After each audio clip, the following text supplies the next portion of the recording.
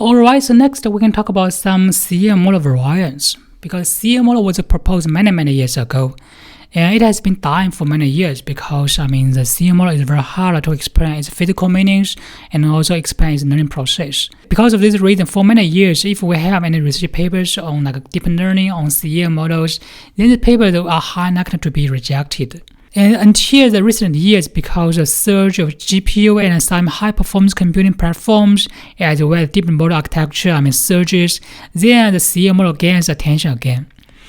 And so in this page, we show you the different variants of CEM model. Initially, the CEM model was proposed in 1998. It's many years ago, right? Then the research on the CEM model has been dying for many years, more than 10 years, right? You can see this, right? Until 2012, we have a new model. It's called NXNet. NXNet actually proposed a new architecture by making some modification to the CEM model by adding some more layers inside it. Then the NXNet actually wins many of the competitions, on many datasets. Based on this NXNet, then we can have some new variant models of CEM proposed afterwards. Now we have VGG, we have Inception, and ResNet proposed. And the research on the CEM model continues in recent years. People are still trying to tune it and to improve its learning performance.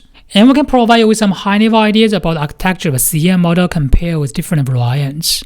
So, we can compare the NoNet 5 with NXNet and the VGG16 in this page. So NoNet 5 actually is very similar to the CEM model we introduced before, right? For the architecture we showed before, like this one. So given the input image data, right, which will be some size, and we can define some convolution operators to it, right, to learn the convolution features. So given the input, we can apply the convolution layers onto the input image data. Then we can do some prunings. And besides the max pruning we showed before, we can also use some other pruning operators. Like here we use this average pruning in this NoNet 5, right? We have this average pruning 2 times 2. Then we can have one more convolution layer and one more average pruning layer. And afterwards, we can feed this output to the full connection layers and to generate the output. This is NoNet 5. You can see the architecture, right? We have the input and we have 2 convolution layers, 2 pruning layers, and several full connecting layers. This is NoNet 5. As to the NXNet, it is very similar. However, they do some changes to the architecture by adding more convolution layers and pruning layers. So for the NXNet, it applies to the corner image data. We have input, then we can have one convolution layer, and we have a pruning layer. Here we have a max pruning, 3 times 3 instead. And they have another convolution layer, another pruning layer. And then it is followed by 3 convolution layers in sequential. In other words, we have 3 convolution layers here for this NXNet. And this convolution layer is 3 times 3 instead. We have 3 layers instead. And it is followed by another max pruning, which is 3 times 3. And we further feed this output to the fully connecting layers. Okay, so this is NXNet. Besides this NXNet, we have another variant, which is called VGG. It's 16, as shown in this page. So for the VGG, this 16, it is very similar to the above. However, they do some changes to the architecture. So given the input image, we can apply 2 sequential convolution layers first. Then have 1 pruning layer, 2 sequential convolution layer, 1 pruning layer, and 3 sequential convolution layer, 1 pruning layer, 3 convolution layer, 1 pruning layer, 3 convolution layer, 1 pruning layer. And then we can have several dense layers or the fully connected layers to generate the output. This is called VGG16. So you can see their general architecture are very similar. However, they do some changes about the arrangements of the convolution layers as well as the pruning layers among them. And if you are interested in them, you can refer to the papers online. You can search for the NoNet 5, NXNet, and the VGG16. These papers to see their detailed architectures. And the source code for these models are also released as well. And if you are interested in them, you can also try them in your project as well. Then you may wonder, because the different models we show in the previous page, that we have different depths. They have different number of layers incorporated. So from the NoNet 5 to the NXNet to the VGG16, we find that the architecture goes deeper and deeper, right?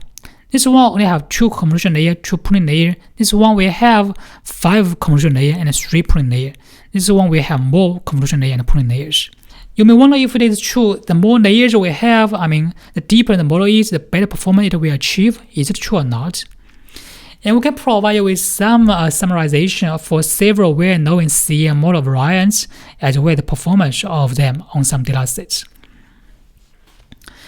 So we have this AnexNet. We have 5 conversion layers, 3 full connection layers. And we can achieve the accuracy on one data set. It's called ImageNet. We can achieve the accuracy on the ImageNet. By this AnexNet, it is about 84.6%.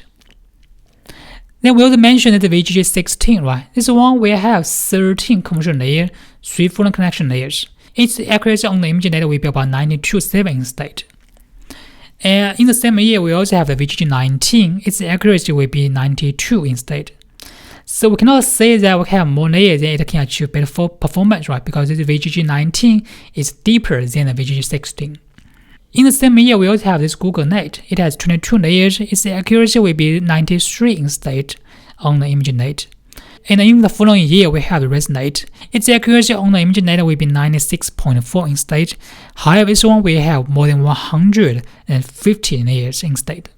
So these are some basic information for your record, right? You can see, different models, they will have different layers, and their performance on the same dataset will also be very different.